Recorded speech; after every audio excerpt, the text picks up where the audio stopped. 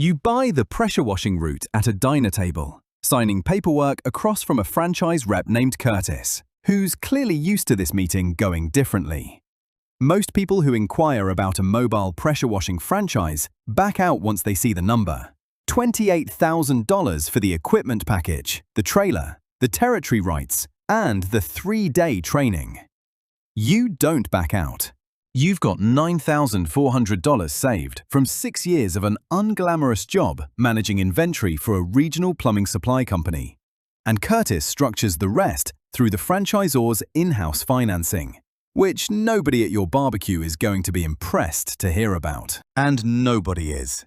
Your brother-in-law Todd, the one with the SaaS startup that raised a small seed round 18 months ago and hasn't shipped much of anything since, laughs when you tell him at a cookout in June. Not meanly, just genuinely amused. The first 3 months are exactly as unglamorous as everyone assumes. You're up at 5 a.m., washing the same strip mall parking lots and the same vinyl siding on the same suburban houses, building a client list one driveway at a time. You net $3,100 the first month, most of it eaten by the loan payment and gas. Pressure washing, he says, like it's the punchline to a joke you haven't heard the setup for. He's got a deck of investor slides and a title that says Founder. You've got a trailer with a pressure washer bolted to it and a territory that covers 4 zip codes nobody's fighting over. Todd's startup gets written up in a local business journal that same month. A small feature about disruptive founders to watch. You read it standing in your kitchen at 6 a.m. before your first job, and you don't feel much of anything about it, which surprises you a little. What you notice instead, somewhere around month 5, is a pattern in your own client list. The strip mall owners who hire you once for a one-time cleanup almost always call back within 8 weeks, because grease and grime and gum stains don't care about your schedule. They just keep happening. You start offering recurring contracts instead of one-off jobs, quarterly for the sidewalks, monthly for the dumpster corrals behind restaurants that nobody else wants to touch. The margins on recurring work are better because you're not reselling the job every time. You're just showing up on a calendar. By month 8, you've got 11 recurring commercial accounts, and you've stopped chasing one-off residential jobs almost entirely. Your franchise territory allows you to add a second crew once your revenue clears a threshold, and you hit it in month 11.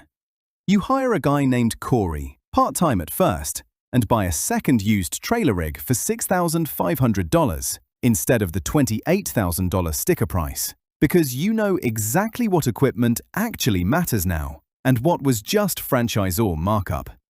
Corey runs the residential side. You run commercial.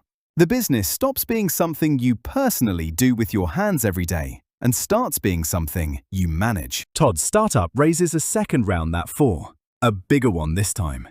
Enough that his LinkedIn updates get shared around by people you both know.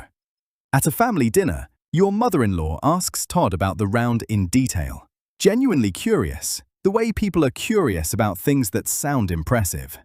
Nobody asks you about the pressure washing route. You don't mind. You've stopped needing the question. 14 months in, you buy the neighboring territory from another franchisee who's burning out. A woman named Sheila, who took the same deal you did but never restructured toward recurring commercial work and stayed stuck doing one-off residential jobs at thin margins until she couldn't sustain the pace anymore. You pay her $11,000 for her client list and remaining equipment, more than fair for what it actually is, but a bargain compared to what it would cost to build that territory from zero. You now run 2 zones, 3 crews counting yourself as a floater, and 18 recurring commercial contracts. Your accountant, a soft-spoken woman named Renata, who does books for a handful of local trade businesses, is the one who first says the actual number back to you in a way that makes it land. 18 months of route data, she says, going through your P&L, shows the business is now netting just under $9,000 a month after the loan payments, Corey's wages, and a third part-time crew member you added in the spring. She doesn't say it like a big reveal. She says it like she's reading a weather report. You write the number down anyway. Todd's startup folds that winter. Not dramatically. No headline.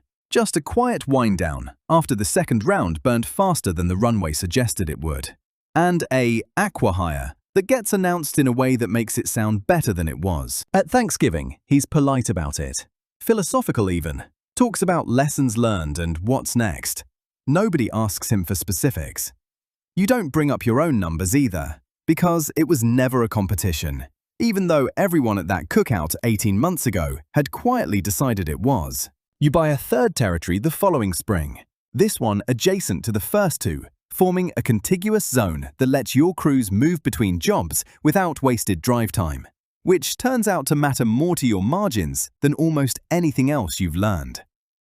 The franchise rep, Curtis, the same one who signed you up at a diner table 3 years earlier, calls to ask if you'd be willing to talk to new franchisees who are hesitant about the upfront cost, because you're one of the only people in the system who scaled past a single territory. You agree, mostly out of a mild sense of obligation, and end up on a call with a guy who sounds exactly like you did in that diner, nervous about the number, embarrassed to be excited about power washing of all things. You tell him the parts that matter. Recurring commercial beats one-off residential. Buy struggling territories from burned-out operators before building new ones from scratch. Hire before you think you're ready, because the labor is what actually scales, not the equipment. At a different cookout, 3 years after the first one, someone new to the group asks what you do. The way people ask at cookouts, expecting a short answer they can nod along to. You say you run a few pressure washing routes, which is true, and undersells it completely, the same way it always has. Nobody follows up. There's no LinkedIn post about it, no feature in a business journal, no funding round for anyone to be curious about. Just 3 territories, 4 crews, and a Tuesday morning schedule that fills itself out a quarter in advance, because the dumpster corrals behind the strip malls don't care whether pressure washing sounds impressive at a cookout or not. What's the 4th territory going to look like? And who's going to laugh at it first?